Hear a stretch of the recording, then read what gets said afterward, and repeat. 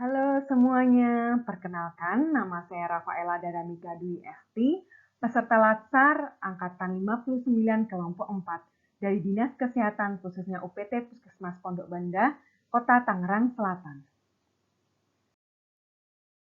Pada kesempatan kali ini, saya akan mempresentasikan materi agenda 1 yang berisi tentang wawasan kebangsaan dan nilai-nilai bela negara.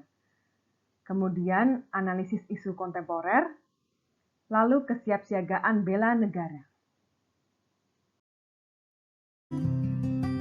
Indonesia adalah negara kesatuan yang berbentuk republik, yang terdiri atas bagian provinsi, kabupaten, dan kota.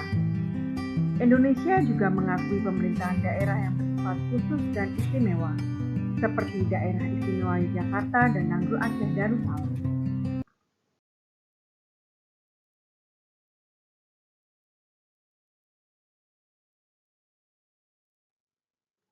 Berdasarkan UUD, atribut kenegaraan terdiri dari bendera merah putih, bahasa Indonesia, Garuda Pancasila, dan lagu Indonesia Raya. Kemudian memasuki materi yang pertama terkait wawasan kebangsaan, yang merupakan konsepsi cara pandang yang dilandasi akan kesadaran diri sebagai warga dari suatu negara akan diri dan lingkungannya di dalam kehidupan berbangsa dan bernegara. Kemudian terkait negara kesatuan, merupakan negara kesatuan yang berbentuk republik yang dengan sistem desentralisasi, di mana kita mempunyai 4 tujuan negara kesatuan yang tertera pada pembukaan UUD 1945. Kemudian pilar negara. Pilar negara Republik Indonesia terdiri dari Pancasila, kedua UUD 1945, kemudian NKRI, dan Bhinneka Tunggal Ika. Kemudian rumusan-rumusan awal Pancasila diprakasai oleh 3 orang, yaitu Muhammad Yamin, Supomo, dan Insinyur Soekarno. Visi dan misi negara Indonesia pada UUD 1945 sebagai berikut.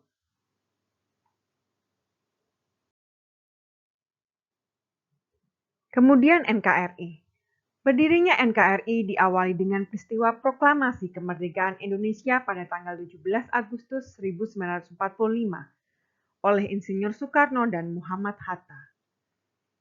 Bhinneka Tunggal Ika, yang artinya berbeda-beda tetapi tetap satu juga, menjadi moto dan semboyan bangsa Indonesia yang tertuang pada lambang negara Garuda Pancasila. Rumusan 5 nilai bela negara. Yang pertama, rasa cinta tanah air. Kedua, sadar berbangsa dan bernegara. Yang ketiga, setia kepada Pancasila sebagai ideologi negara. Yang keempat, rela berkorban untuk bangsa dan negara. Dan yang terakhir, mempunyai kemampuan awal bela negara. Memasuki materi yang kedua yaitu analisis isu kontemporer, yang merupakan persoalan yang terjadi pada masa sekarang atau menjadi trending topik di media sosial, dan penyelesaiannya pun dilakukan di masa sekarang juga atau di era modern.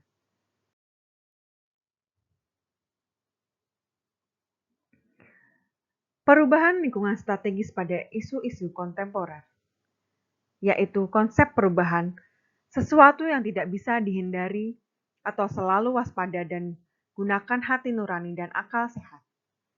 Kemudian perubahan lingkungan strategis terjadi pada individu, keluarga, masyarakat lokal, regional, nasional, maupun global. Kemudian modal insani, intelektual, emosional, sosial, ketabahan, etika atau moral, kesehatan fisik atau jasmani. Isu-isu strategis kontemporer. Yang pertama, korupsi. Yang kedua, terorisme atau radikalisme. Yang ketiga, proxy war. Yang keempat, narkoba. Yang kelima, money laundry. Yang keenam, mass communication. Kemudian teknik analisis isu. Yang pertama, isu kritikal. Isu saat ini, isu berkembang, isu potensial. Kemudian teknik tapisan isu, APKL, USG. Teknik analisis isu, mind maps, fishbone diagram, SWOT, tabel frekuensi, analisis kesenjangan kawasan konservasi.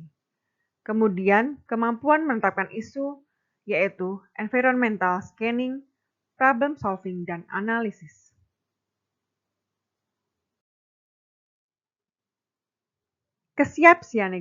Kesiapsiagaan bela negara, yaitu suatu keadaan siap siaga yang dimiliki oleh seseorang baik secara fisik, mental, maupun sosial dalam menghadapi situasi kerja yang beragam yang dilakukan berdasarkan kebulatan sikap dan tekad secara ikhlas dan sadar, disertai kerelaan berkorban sepenuh jiwa raga yang dilandasi oleh kecintaan terhadap NKRI berdasarkan Pancasila dan UUD 1945 untuk menjaga, merawat, dan menjamin kelangsungan hidup berbangsa dan bernegara. Kemampuan awal bela negara ini terdiri kesehatan jasmani dan mental, kesiapsiagaan jasmani dan mental, serta memiliki etika, etiket, dan moral. Kegiatan bela negara terdiri dari PBB atau tata upacara, kemudian keprotokolan, ketiga kewaspadaan dini, dan yang keempat membangun tim.